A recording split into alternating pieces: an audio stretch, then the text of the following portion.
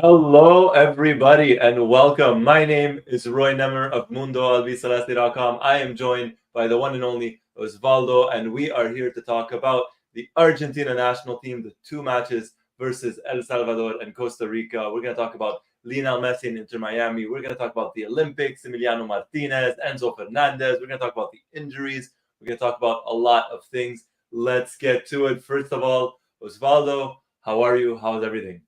Hey Roy, how are you doing? A pleasure to join you in this discussion. And yeah, I think that we should start talking a little bit about the friendly matches of Argentina, the 3-0 win against El Salvador, 3-1 win against Costa Rica. Um, they were easy rivals, as we both know. Against El Salvador, I think Argentina played like without any complications. If I'm not mistaken, I'm actually seeing it right now. Argentina had 80% of the possession. That's the difference that there is between Argentina and El Salvador. Then with Costa Rica also, Scaloni changed a couple of names. The first half, I think we dominated most of the first half. Costa Rica scores, but then in the second half, we scored the three goals, and it was pretty easy as it was for Argentina. And I think we can discuss a little bit about this in the last 5 years because Argentina in friendly matches in the last 5 years really haven't had any big opponents. The only like the biggest opponent for us to have a reference, Roy, I think was Australia, and it's not a really big opponent. Yeah, it is true. It is true. And that was a big topic of discussion. We're going to talk about it as well.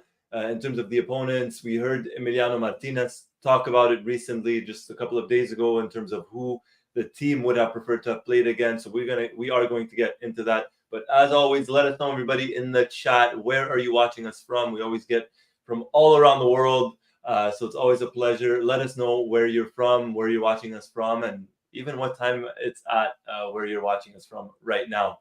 Now, you mentioned the first match versus El Salvador. That one was in Philadelphia, an easy win. I mean, we expected it. There wasn't anything too crazy.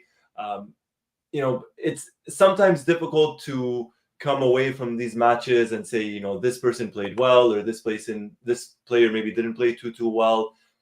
Overall, I mean, was there something that maybe you took away from the match versus El Salvador, or was it just kind of like business as usual for you? Yeah, I don't really think that in these kind of matches with these rivals we can take a lot of conclusions. I still think that it's good to see some of the players, maybe even Carboni, have some minutes in their game. Buenanote, Barco. Um, then also I think if I'm not mistaken, I think it was against Costa Rica. The Scaloni tried with three defenders, or against El Salvador. Now I don't remember. Uh, but yeah, I I think that it might be good for Scaloni to try different things. There are matches that uh, are not very complicated. Um, so again, it's good to try different things, but we can't really reach many conclusions. No, and I don't think we could. I think the match versus El Salvador, Scaloni maybe wanted to try a couple of things. I mean, he essentially had Nicolas Gonzalez almost as a left back, or pretty much as a left back. Nicolas Tagliafico as one of the center backs, Perez as one of the right backs. The midfield was what it normally is. We've seen an upfront Di Maria and Lisandro and Lautaro Martinez, excuse me. But what I took away maybe from Scaloni more than anything out of this match was he wanted to try something. He wanted to try maybe Nicolas Tagliafico as a center back, or going with three at the back, trying different things because injuries do happen. It happened to Argentina at the World Cup. It's happened at the Copa America, and I think maybe he just wanted to try a couple of things out in one of these matches here. So Yeah, yeah. I think I agree. Perez, Romero, and Tagliafico were like the three defenders. I guess he also tried to try Tagliafico as a stopper there, and then Nico Gonzalez on the left side, De Paul in the right side, and then in the middle, Paredes, Enzo Fernandez, and Lo Celso. That we all know that there's a lot of football in a lot of soccer in that midfield. Um, so it was good. It was good to try. I'm just pulling out some stats from that game. Um, for you to know, yeah, as I was saying, Argentina had 80% of the ball. They had 24 shots, 14 of those on target against Wow. just two from El Salvador. Salvador. Uh, and and yeah, we see, for example, 922 passes in Argentina against 237 passes in El Salvador. Well, the difference, we can all see them, and we see them in the score, but also in how Argentina played the game. Yeah, yeah, it wasn't again, and it was maybe just Scaloni wanting to test some players out. I don't think it was much of a competition. With all the respect in the world to El Salvador, I mean, you mentioned 900 and something passes. That's insane. You normally don't really see that in friendly matches. But before we get any further, let's see where everybody's from. We have Khalid. Thank you for joining us from Finland. I'm guessing it's just about midnight over there, or just past midnight. We have John, a long-time family member of Mundo Albiceleste, close friend, all the way from Malaysia. Hash, hello, long time no see, absolutely. Rigo, nice to see you guys back. Nice to be back, and thank you everybody for joining us. Now, the match versus El Salvador, Christian Romero, Enzo Fernandez, Gio Lo Celso, three different kind of goals. The goal scorers, it wasn't any young player that Scaloni tried out, and he got a goal. It was essentially one of the veterans, and it's crazy to think of someone like Christian Romero as a veteran part of this team now, but he's been there for about 3 years, which is pretty crazy. Same thing for Lo Celso, a little bit longer, and Enzo. But for me, it was maybe a little bit more the match versus Costa Rica. That's the one where I think Scaloni really wanted to test out the lineup. And before we get into the match versus Costa Rica, Rigo watching us from New Jersey. Pablo's asking where we've been. It's been a crazy couple of weeks, my friend. It's been a very crazy couple of weeks for both of us. Khalid, Finland, 3:42 a.m. Wow. So really middle of the night. Thank you for joining us. Thank you. Ismail watching us from India. John's asking, and we're going to talk about this in a little bit, but our take on Tapia demanding more money from European opposition, considering Scaloni has been demanding, wanting to play against elite sides. We'll talk a little bit about the match versus Costa Rica, and then we'll get to this in just a second. Now, going back to the match versus Costa Rica, Walter Benitez started in place of Dibu. Otamendi was back in the starting 11. Alexis McAllister was there. Alejandro Garnacho was the big inclusion there, getting his debut. What did you think, and what did everybody think of that match versus Costa Rica? What did you think, Osvaldo? Yeah, I agree. As you were saying, I think the 4-3-3 will be the lineup, or yeah, the formation Argentina will use. Of course, instead of Walter Benitez, probably Dibu Martinez and some other changes.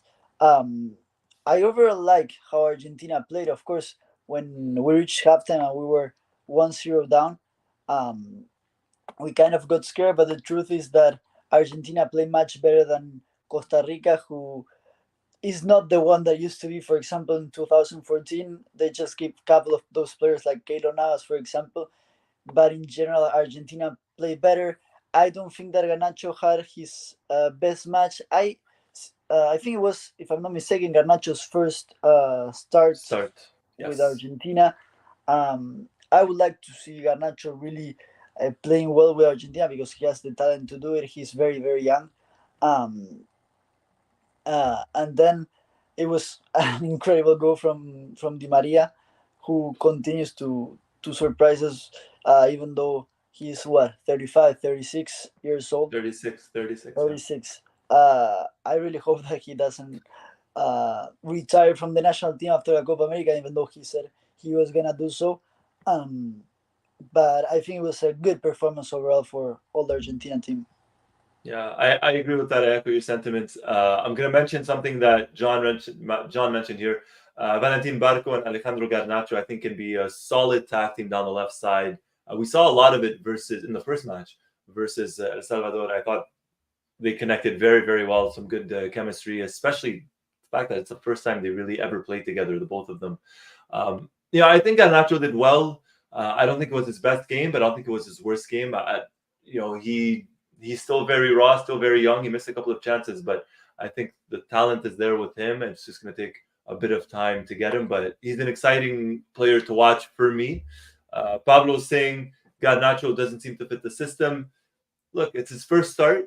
Cut him, I would try and cut him a little bit more slack, but I understand what you mean. I saw him work hard, dropping back a lot in the match. So we'll see. We'll see what gives. McAllister played his worst game in a while. He was flat and out of position. It's that midfield was interesting. It's tough because the team controlled the game. I thought for the most part, like you said. I mean, if it wasn't for Keylor Navas, Argentina probably would have had 3 or 4 goals in the first half if it wasn't for Navas. So it's an interesting one. It's an interesting one in midfield to see who Scaloni picks moving forward, especially for the Copa America. Yes. Yeah, I agree. And I think we can move on what John was saying about the friendly matches and Dibu's opinion about it, and our Yes. opinion, of course. I'm just reading the friendly matches of Argentina after we won the Copa America 2021 were the following. Listen to the rivals. Estonia, it was a 5-0 for Argentina. Honduras 3-0 for Argentina. Jamaica 3-0. I don't know how to say this in English. The United Arab Emirates. United Arab Emirates, UAE. Yeah. Yes, United Arab 5-0 against Panama. 2-0 Curacao. 7-0 Australia. 2-0 Indonesia. 2-0 El Salvador. 3-0, and we received our first goal with Costa Rica in the 3-1. Yeah. Out of all these rivals, I only see Australia that went to the last World Cup. I think that all the other rivals didn't even go to the World Cup. Yeah. What do you think about this level of our opponents, Roy? In the friendly games? Look, it's I don't want to say it's alarming because Argentina do have World Cup qualifiers where they do play against big teams, whether it's Uruguay or Brazil or Colombia or whoever it is. So it's not like Argentina doesn't totally play against big teams, right, or big countries. Now, would I like to have seen them play versus an England or a Spain? Absolutely. I think it would have been a very interesting tie to watch, very interesting matches. And more than anything, I would have liked to have seen how our back line would have done against those teams, because I have no doubt in my mind that the midfield and the attack can absolutely, I don't want to say destroy, but can certainly create chances and score goals against any team in the world. I have no doubt about that in my mind. My question is really more the back line. More specifically, and I hate to pick on him because I absolutely love him and I've been singing his praises for the last 3 years, but someone like a Nicolas Otamendi. We've seen him a couple of times now, lack of pace, he's been beaten for pace. Does Scaloni try someone else instead of him at the Copa America or during the Copa America if something happens? So for me, I would have loved to have seen Argentina play against a big European country, but I think people forget that Argentina do play World Cup qualifiers. Argentina does have the Copa America coming up. So it's not like they don't play against big teams. It's just in the friendly matches, it has been a while. Yes.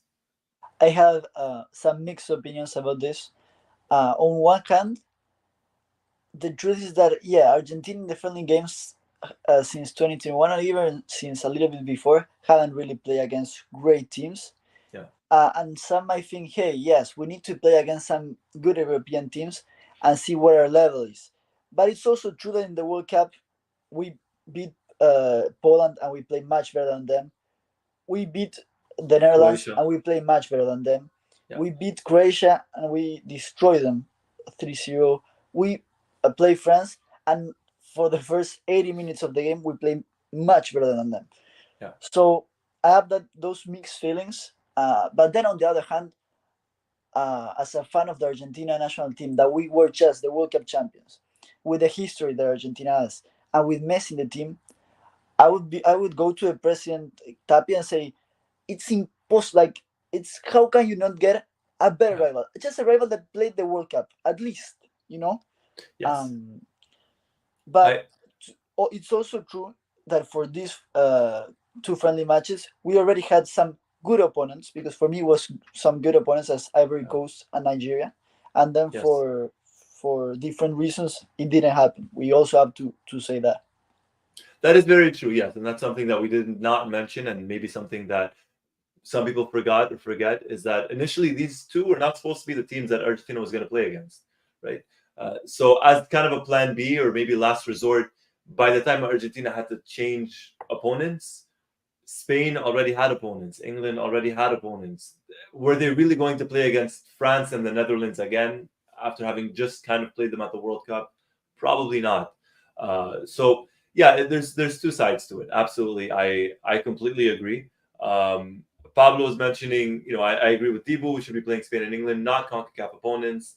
Uh, Look, it is what it is. We have two more matches right before the Copa America as well, and those look like they're going to be either CONCACAF teams or at least none of the major European teams.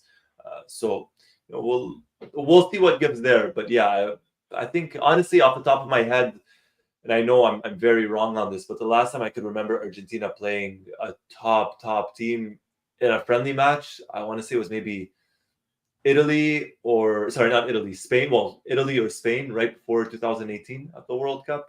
I think they played Italy in Manchester and Spain. I can't remember where. It could have been somewhere in Before the Spain. 2018 against Spain, we lost like 6-1. It was that. 6-1, and versus Italy, I think they won 2-0. I think they were wearing the black kit. I think there was one more here in time against Germany that we tied 2-2. No, was it Germany? Oh no. Maybe we played Germany. You're probably right on that. You're probably right. We played Germany for a while for there were a couple of years there was a time period where we were playing Germany often. Argentina, Germany, October 2019. 2 goals one from Lucas Alario and one from Lucas Ocampos. Yes. Germany were winning 2-0, and then Argentina drew 2-2. Yes, I remember that. Yeah. Yes, Yeah, absolutely. You're right. Right before essentially COVID. Yeah, but that was October of 2019, and we're in April of 2024, and we haven't really seen big rivals for Argentina. And I'm not saying to play every friendly match against a top team. Just one that plays the World Cup, or every now and then one that plays the World Cup. We know that this has to do a lot with money.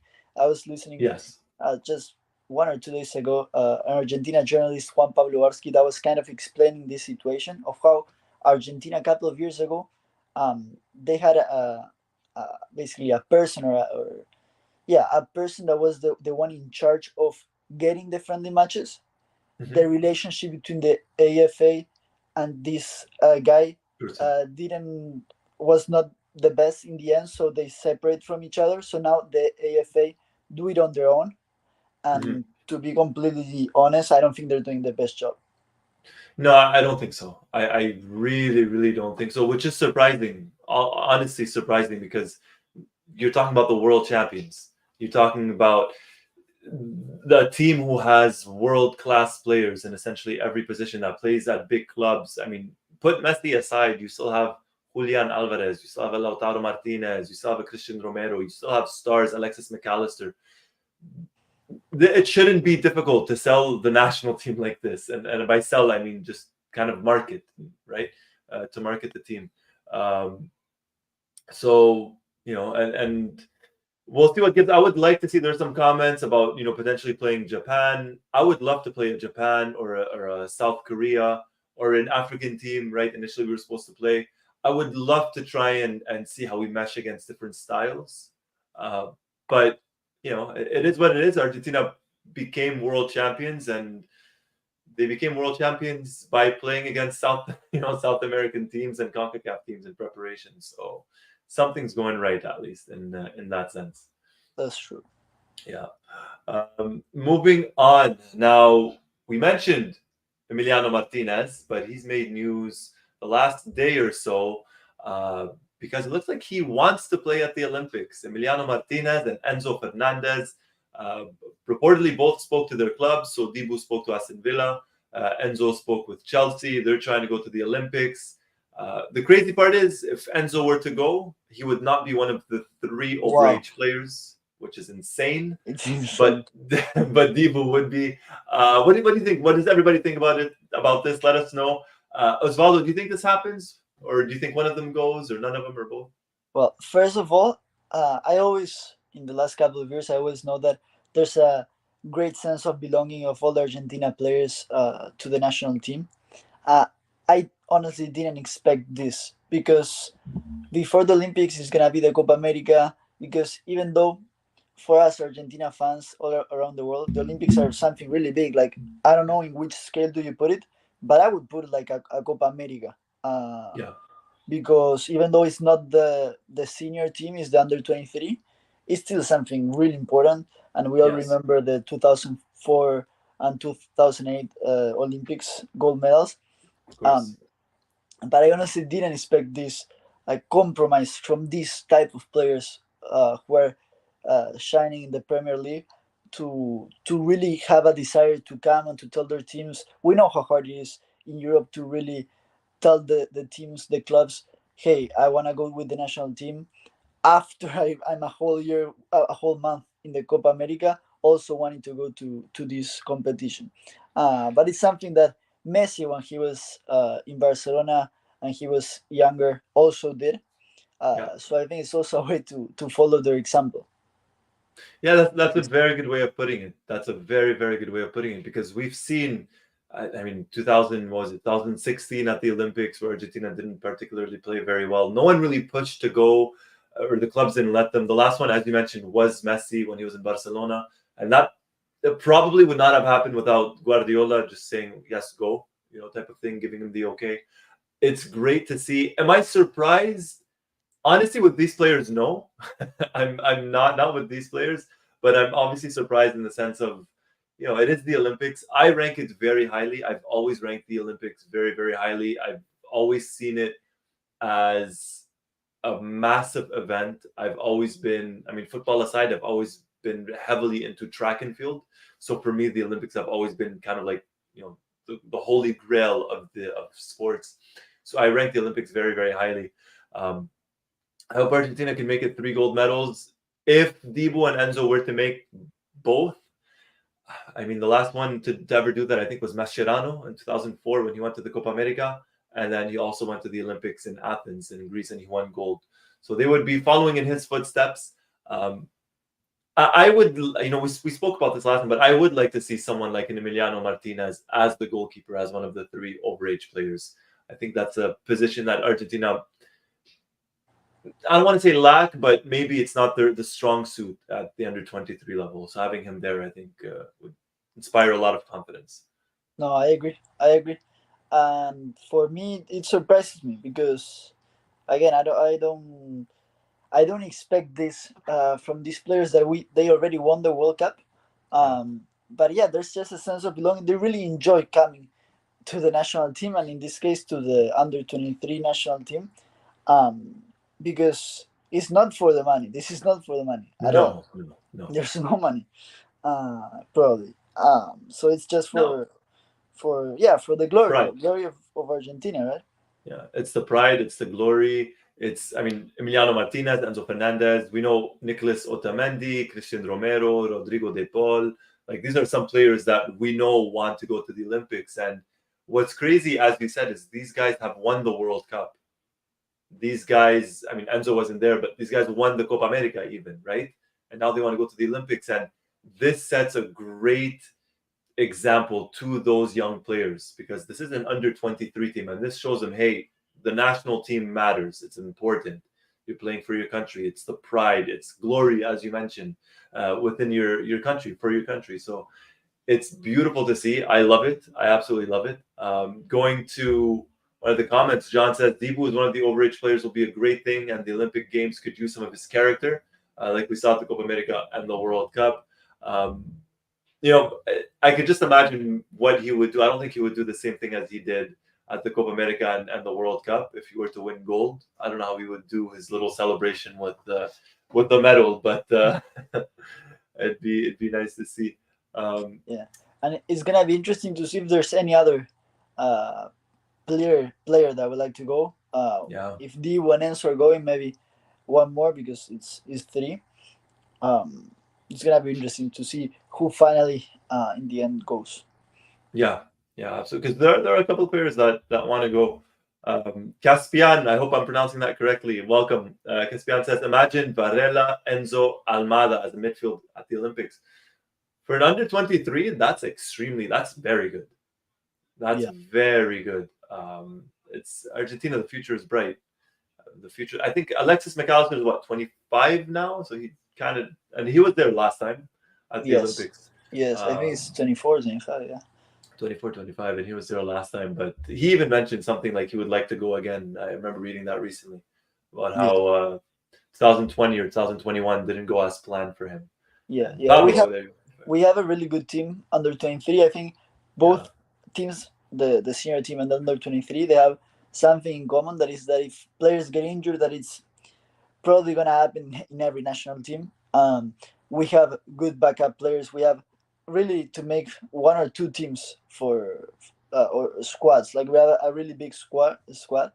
Um, but it's also true that we'll see how Mascherano in that month in Paris can make the team play well yeah, because the players we have them. We had two friendly matches against Mexico. We won one and four last two one. with most of the starting team, and then Yeah. we lost the second one 3-0. Um, Mm. Also with some good names. Of course, it was just a friendly match, um, but I think that Mascherano has to work on a couple of teams so that the team uh, plays as a group play better than also the individual names, right? Yeah, yeah, and look, the team is getting better. It's going to be interesting to see who Mascherano picks for the Olympics, and it's going to be interesting to see which clubs allow which players to go. Because technically, if you look at it, Valentin Barco could go to the Olympics, but the rumors are that Brighton might not let him. Alejandro Garnacho technically could go to the Olympics. United probably won't let him. Nico Paz, Madrid in all likelihood won't let him. Matias Sule, they probably won't let him. Federico Redondo for Inter Miami, we don't know if they're going to let him. There's a lot of young players that are not part of this team, either because they're with the senior team or because their clubs are simply not allowing them. And if they do allow them, I have no doubt in my mind Argentina can put together, no doubt, the best team at the Olympics for the men's side. No Oh, doubt. for sure, for sure. It's also true that the other national teams are gonna suffer the same, right?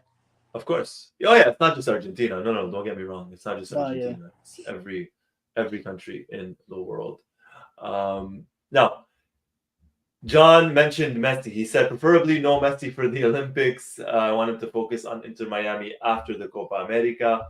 And I guess this kind of brings us to our next topic: Lionel Messi and Inter Miami versus Monterrey tomorrow or Wednesday. It looks like Messi might play. He's kind of been rested. He missed the last game due to injury. Obviously, missed both of Argentina's matches due to injury. Um, Osvaldo, what do you think is going to happen with this, with Messi and Inter? Yes, this was the match that after he got injured, he was kind of aiming for. Is the Yeah, uh, quarterfinals of the CONCACAF Champions League. They play against Monterrey. Um, I expect to see him from the start based on what the reports have been saying. We'll see if he gets to play the full match. They didn't want to rush after he got injured. So this was like the expected time for him to play again, yeah, and it's a pretty big match for Inter Miami. Again, the quarterfinals of the CONCACAF Champions League. That is like the Champions League basically of this region. Uh, so hopefully we'll get to see him, Redondo, Aviles. Now it's full of Argentinians. Inter Miami also Nicolas yeah, Freire, someone that I didn't heard about him before, but he's having a lot of minutes. And well, I think if I'm not mistaken, Facundo Farias is still injured. yes, yeah. So He's out for a while. a lot of Argentinians in Inter Miami. Yeah, yeah. Farias is out for a while. Redondo's out for about 2 months, but there's still a lot. Like you said, the big news is going to be Messi, right? He's going to be the highlight of if he does play, if he doesn't play. I think he does. Um, Whether he's going to be 100% or not, I don't know. Maybe he plays versus Monterrey and then he doesn't play in the next match in the MLS. Who knows? But I think he absolutely does play versus Monterrey.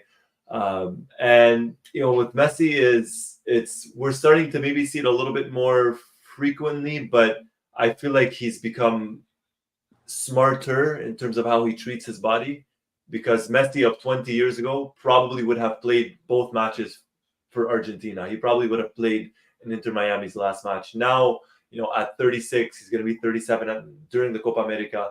He's picking his matches, which ones he knows, are important. The team needs him, he can't play, and which ones I think he could sit out. I think this is one of those matches where they're going to need him, and I think it's one of those matches where he will absolutely end up playing. Yeah. I guess he's more intelligent. We always know that when he's on the field, he wants to play the whole match. That's what I heard a couple of times from Tata Martino in the press conferences. He's always says that Messi is the one that asks for the substitution, and not the other way around. It's not that Martino just takes him out, because that's not how it works with Messi. He always wants to play. So we'll see tomorrow, because the last couple of times he wasn't feeling well in that same area, that he had been having a problem. I think since the World Cup. I remember that match against Croatia in the first couple of minutes. It's something that he's aware of, and he takes a lot of precaution. If he knows that he's gonna force it and it might be even more serious than what it is, he just decides to go to the bench, right? Yeah. He knows his body very well. He knows it very, very well. John saying, imagine if Messi wins the Champions Cup with Inter Miami. It'll be crazy. It will crazily be the greatest thing he has ever won. How many all-time greats can afford to accomplish that? It would be another trophy for him to win. I think he'd reach, 45 now, 46? We lose count. We lose count. Yeah, to be completely honest, I don't really know how much. Of course, he wants to win Inter Miami the CONCACAF, and it's the biggest tournament for Inter Miami this season. I don't really know how much it would affect him if he doesn't win it, like facing the Copa America at this point of his career. Of course, he's a competitive animal. He wants always to win. But I think that when he decided to come to Inter Miami, he also prioritized some other things. So as you said, I really think that it will be another trophy, one more for Lionel. Hopefully. We're getting some questions in terms of the team for the Copa America. We'll answer maybe a couple before we're done. Now, Messi missed Argentina's matches, the last two, due to injury, and he's not the only one really that's injured. News came out once more earlier today. Lisandro Martinez is out for about a month or so. He has been very, very unlucky with injuries, especially since joining Manchester United. He's one that I've seen, or not just myself, I think all of us kind of see him as the future center back alongside Cuti Romero once Otamendi steps aside. He's really becoming injury prone, at least this season. It's not good. It's not good. No, yeah, I agree. And it's not just the case of Lisandro Martinez. There's a bunch of other injuries, and it's something that is going to continue to happen, unfortunately. As I said before, I think it's good that we have two teams, that we have players like Senesi, Facundo Medina, that they have to start being called up with for the national team, to start having some minutes, to be prepared, because you never know. It's very difficult that, okay, you can have in your head, because I read a lot of Mundo's comments about, okay, this is my starting 11 for the Copa America, this is my starting 11 for the Copa America, or for the World Cup, or for the Olympics. And the truth is that then, from that team, just based on the statistics, probably two of those are not gonna be able to play all the matches because of injuries or because of something else. So it's good to have two players, or at least two players per spot, that we say, okay, if we don't have, position, if we don't have this player, at least we have this other. And I think that Argentina, in the under 23 and in the senior team, we have that. We have good replacements. Yeah, we absolutely do have very good replacements. Just for example, Marcos Acuna, right? I know Tagliafico's kind of played as left back, but you have Tagliafico, you have Valentin Barco, who's coming up the ranks right now as well. The center backs, you mentioned Senesi, obviously Cuti, Otamendi, Lisandro, you have Medina, Perez that could play in the back line as well. Midfield, I think, is where Argentina is very spoiled. I really think Argentina is spoiled But yeah, there's a lot of injuries, and there are some players that are injury prone. Lisandro Martinez, Paulo Dybala is one that for the most of his career he's always kind of been on and off due to injuries. Ezequiel Palacios is another one. Gio Lo Celso is another one. So Argentina do have a couple of players, important players, I think, to the team that are injury prone. So as you mentioned, Osvaldo, I think it's important that we do have that backup where at least two players are set or are prepared to play per position. I think that's very, very important. Yeah, no, for sure. Um, for sure. And again, I think we have those players. We go position by position. Yeah, we you already talked about the center backs. Also in the left and right back, I think we're forming a good left back as Valentin Barco. For Mhm. when Marcos Acuna and Nico Tagliafico maybe can play. And maybe in the right back, we kind of been struggling because we Yeah. have Molina. Del Montiel is not having many minutes in Nottingham Forest. Um, we Pablo Maffeo was called up. There was the guy from Mm, Spain. from Spain, But yeah. yeah, we're kind of missing maybe someone in that spot, right? Yeah, right back is probably one of the main positions, yeah, where I wouldn't say struggling, but we're not that deep, right? We're not that deep when it comes to right backs. Luckily, midfield we are. We have maybe 10 midfielders you could swap and put in at any time. And the attack as well. The attack as well. The big question up front is who do you go with, Lautaro Martinez or Julian Alvarez? There was a question earlier. I didn't bring it up. I'll kind of mention it now. Someone was asking, what do you think of Julian Alvarez and his performance with Argentina since winning the World Cup? Maybe kind of like the lack of goals type of thing. I think when it comes, let's say for example, to Julian Alvarez, I think because he's played a different role, for Manchester City this season, especially with De Bruyne when he was out for a while. I think maybe that affected him or his lack of goals with Argentina, but I think he's still a tremendous talent, and the goals will come. The same way Lautaro Martinez finally got his goal after what was it, like a year and a half or so, almost a year and a half with the national team. So Argentina spoiled for choice. We have great attackers, we have amazing midfielders, and we have very good defenders, and in my opinion, the best goalkeeper in the world. So Yeah, that's just that's just me. Um, and well, Ismael, he mentioned Juan Foyth. I mean, Foyth is one. I wouldn't say forever injured, but he's definitely someone that is all often injured. Let's put it that way. It's very unfortunate for him in terms of the injuries. Um, and that was about it. I'm going through the comments. Ocampos was asked to play as a right back for Sevilla. I wouldn't really see him as a candidate for that. Um, he's yeah. kind of But in it's and true out. that he plays as a right back. Yeah, Uh, he played as then goalkeeper once too yeah, for Sevilla. yeah, yeah. Yeah, yeah, he can Played play as well. many positions. Then Yeah. Agustin Jai, yeah, I don't think he's ready yet, but it's a good No, no. project for the future. Yeah, definitely a good prospect. Smells things. Selecting 23 players will be a headache for Scaloni, but it's a good headache. It's a good problem to have. And you know what? It just goes to show that every player, except for Di Maria and Messi, and this is quoting Scaloni, but essentially every player has to fight for a spot, right? No player has a spot secured for the Copa America, uh, at least not theoretically. But I mean, we know the likes of De Paul will, be there and Coutinho Mero, but in general, they all have to fight for a spot. So it's going to be an interesting end of the season for Argentina players. Um, and yeah, Osvaldo, any final thoughts? Anything you wanna add on before we close things out here? Yeah, I would say that um, we just have two friendlies before the Copa America, right? We have Yeah, I um, think Ecuador and Ecuador and Guatemala. I think it's Guatemala. Yeah, the other one. Yeah, Guatemala, yeah, let me see. Yes, it's Guatemala. And then the Copa America. So I think we're almost there for the big tournament that Argentina has. I think we're the biggest candidates. Um, yeah. and I think that we need to trust in Scaloni. We need to trust in whatever formation he does. Um, and in the friendly matches, he will probably try different things.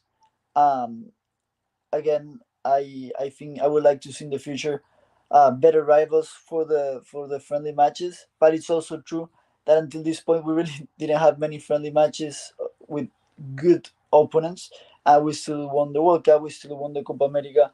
Yeah.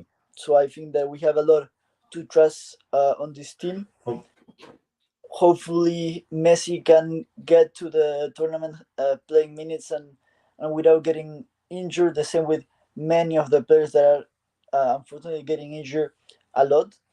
But as I just said a couple of minutes before, I think that Argentina has a really large and incredible squad to win the Copa America. Yeah. Oh, they really do. They really do. And Pablo mentioned there, he's going to go with his son. It's going to be his son's first match in Chicago. Enjoy. Hopefully, Argentina win. I was thinking about that just as you were talking in terms of the friendly matches. Essentially, we have the two friendly matches. Then it's the Copa America. Then it's World Cup qualifiers, and then essentially the next friendly matches will be March or April or March of next year. And depending on what happens at the Copa America, next year's the finalissima, technically speaking, if it's done every 4 years, right? Because I think the next one's going to be before the World Cup in 2026, and the World Cup, because it's in June, it might be done the year before. So Argentina might not have the chance really to play against a European country. The next friendly matches are going to be this time next year, essentially in March. So who knows what's going to happen there? Who knows what's going to happen there?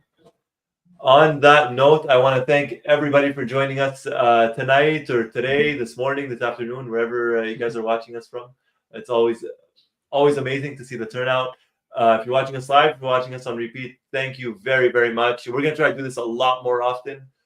Just a couple of stuff came up the last couple of weeks. We really wanted to do it, unable to, but we're back. We're at the tail end of the season coming up. And we have the two friendly matches and then Copa America, so there's a lot of stuff coming up. On that note, I want to say a big thank you to everybody. A big thank you to Osvaldo as well for joining. And on that note, if you guys like what you saw, hit the like button, hit the subscribe button if you haven't already, and hit the notifications button to be the first person notified as soon as a new video drops. Once more, my name is Roy Nemer. This is Osvaldo of Mundo Albiceleste.com. And thank you, everybody, for watching. Take care, everybody.